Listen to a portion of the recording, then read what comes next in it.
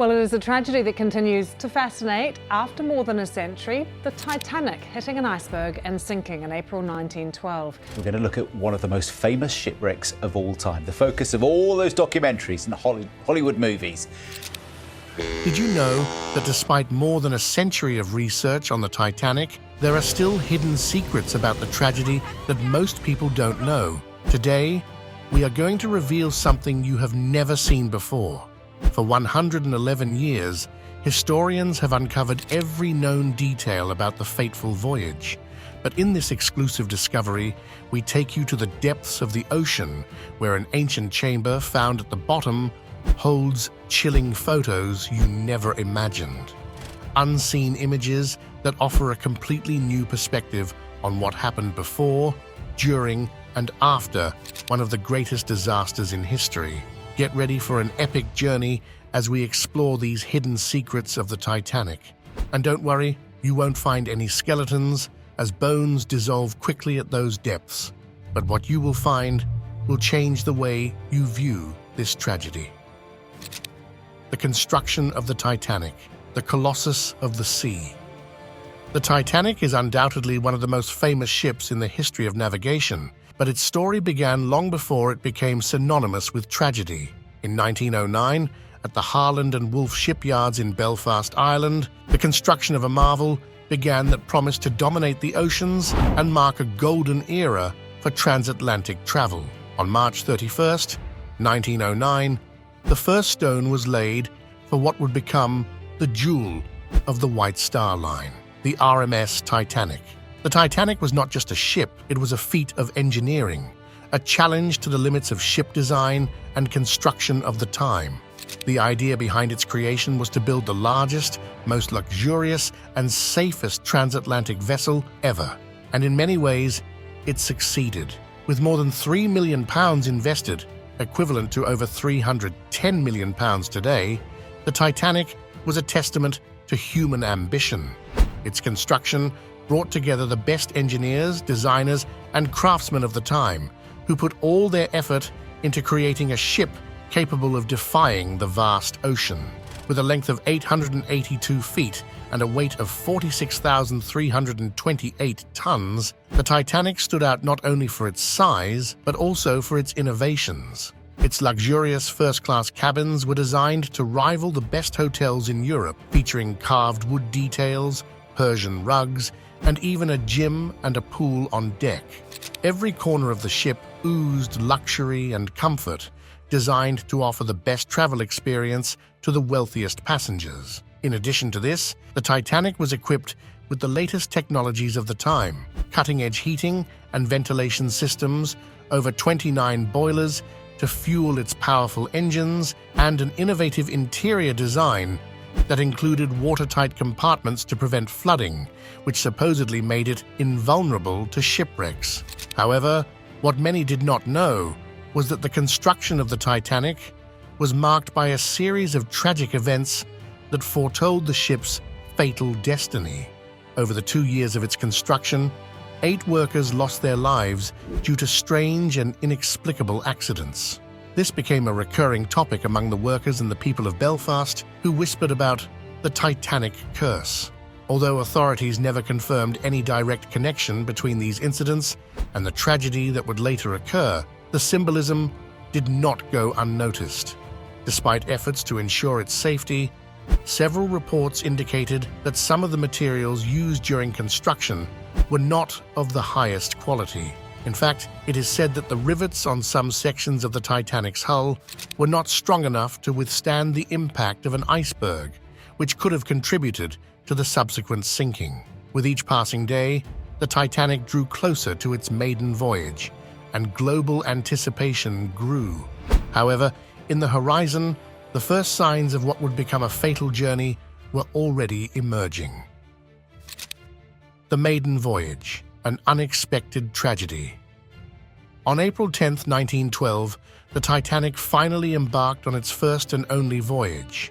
The ship set sail from Southampton, England, headed for New York, United States, on an inaugural journey that was already one of the most anticipated events in the history of navigation. The entire world was watching and thousands of people gathered at the dock to witness the departure of this giant ship.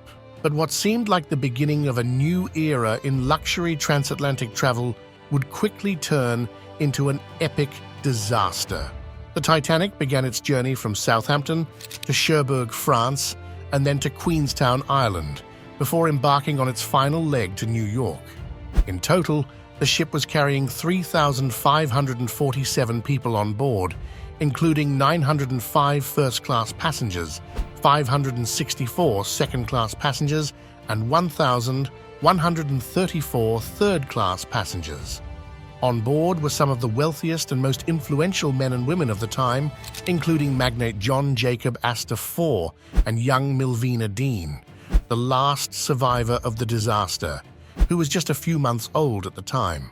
At that moment, the Titanic was no longer just a ship. It was a symbol of modernity, luxury, and progress.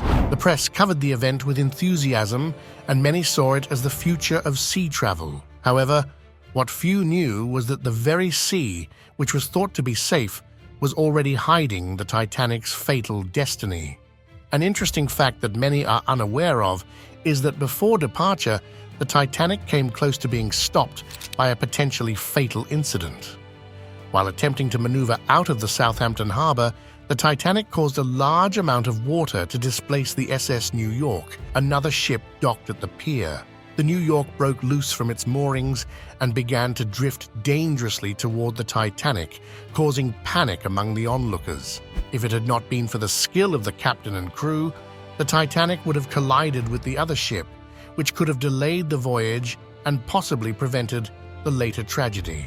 Although the incident was quickly resolved, some historians speculate that this omen might have been a sign that the Titanic's fate was already sealed. Another factor that affected the Titanic's departure was a coal strike that had affected the White Star Line fleet in the days leading up to its departure. Although the strike was resolved before departure, the Titanic began its journey with a limited supply of coal, which forced the crew to collect coal from other ships in the fleet to fuel the boilers. While it doesn't seem this had an immediate impact on the journey, some historians suggest that conditions were not optimal from the outset. Additionally, the ship had not completed a full test of its boilers. On its maiden voyage, the Titanic showed off its glory.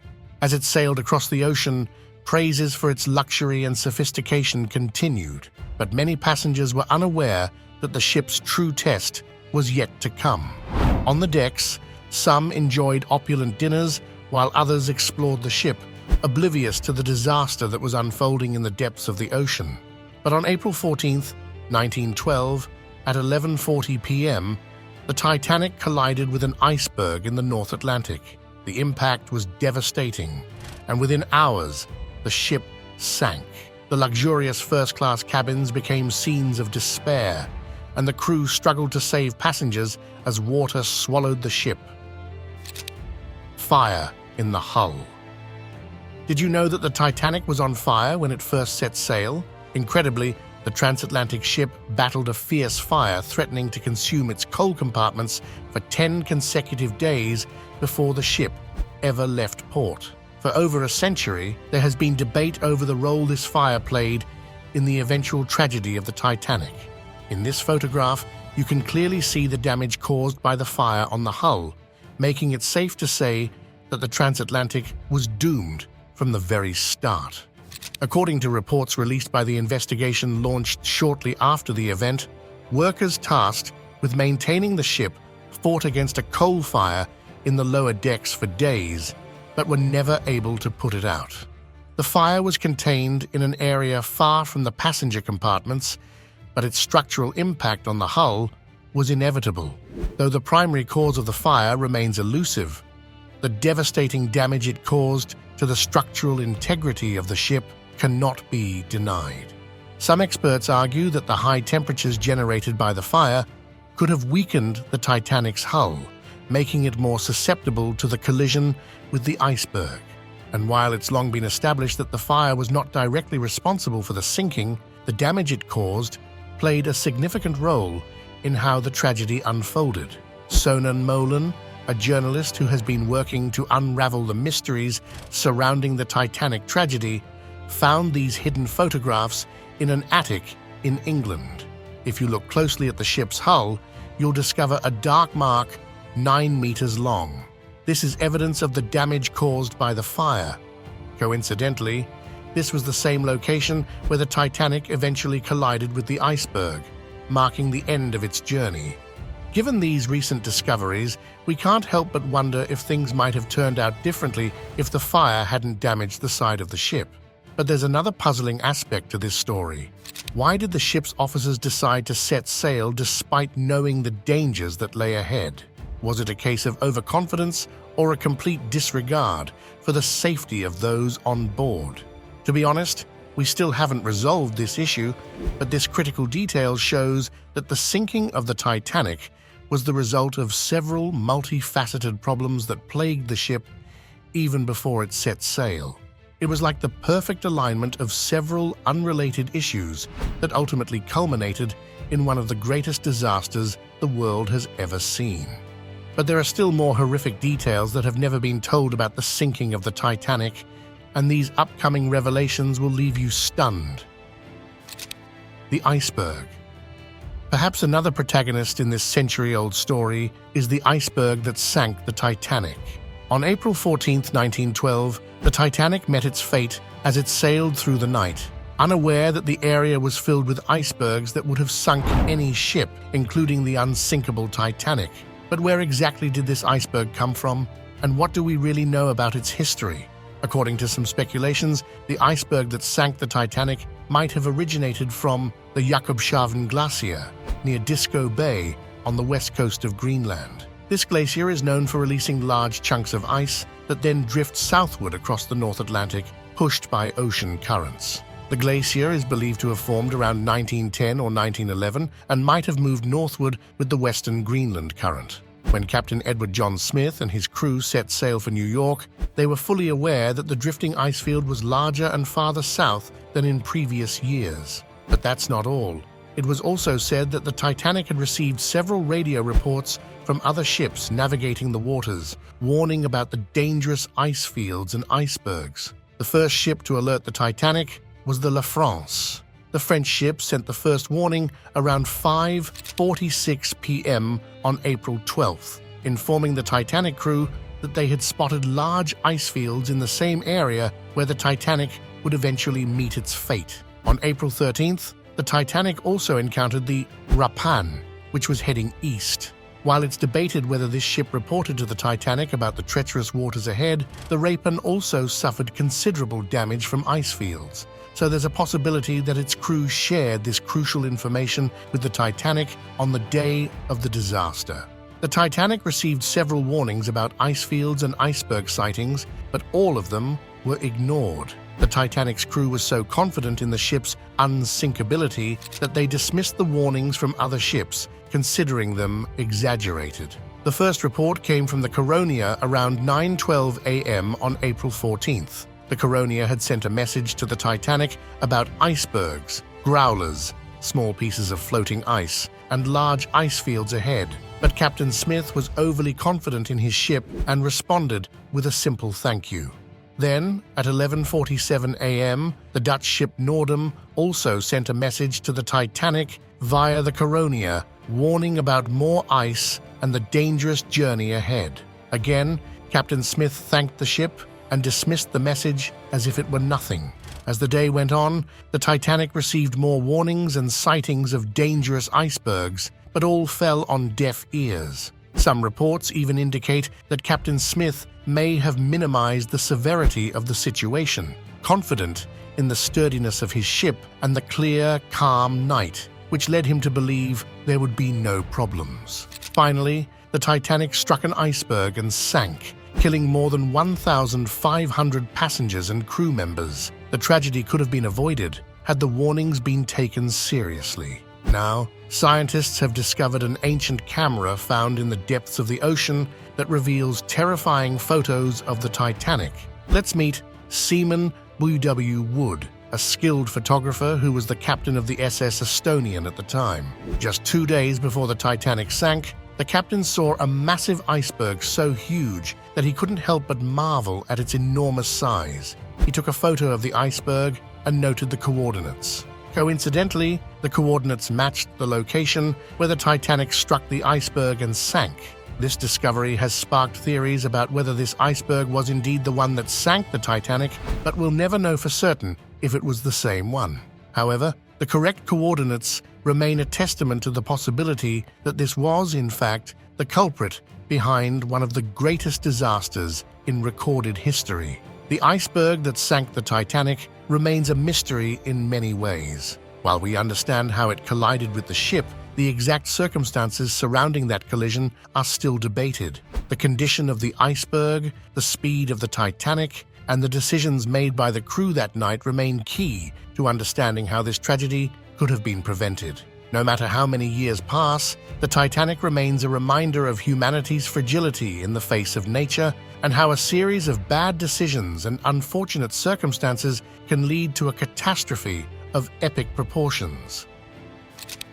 Testimony of an eyewitness.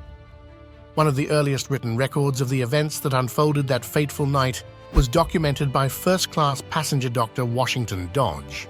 This letter, written by the doctor after he arrived at the Carpathia, has remained one of the most vivid eyewitness accounts describing the final hours of the Titanic.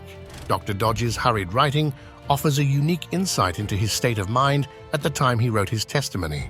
Dodge was a prominent physician, banker, and politician from San Francisco who boarded the Titanic in Southampton for its maiden voyage, accompanied by his wife Ruth and his son Washington Dodge Jr. According to Dodge's testimony, the trouble began around 11:40 p.m. when he and his wife were abruptly awakened by the impact of the ship colliding with the iceberg. Dodge recalled that he immediately got up and went to the deck to gather information about the damage and ensure his family's safety. However, he was told that there was no danger, so he decided to return to bed, though he was not at ease. Soon after, he went back out to search for more information.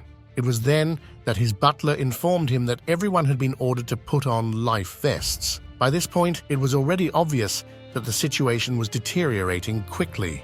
Without wasting time, Dodge and his family quickly made their way to the portside boat deck, where he managed to secure a spot for his wife and son in Lifeboat 3, which was the second boat lowered on that side of the ship.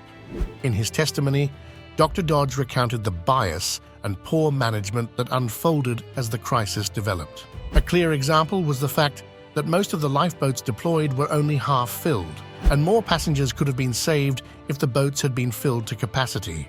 Furthermore, there was a rule stating that women and children were to be rescued first, before any men were placed in the lifeboats.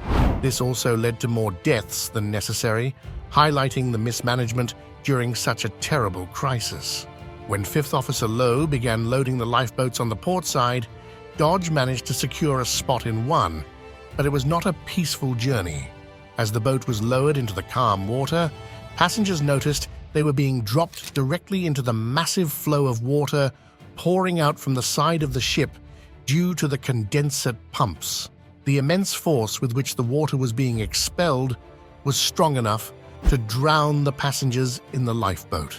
Seeing the imminent danger, the men quickly shouted, and fortunately, the crisis was avoided.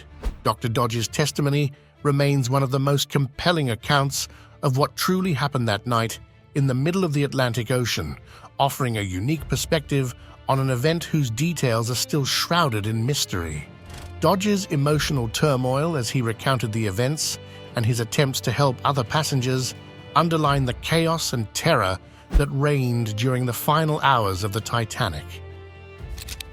The Titanic's lifeboats.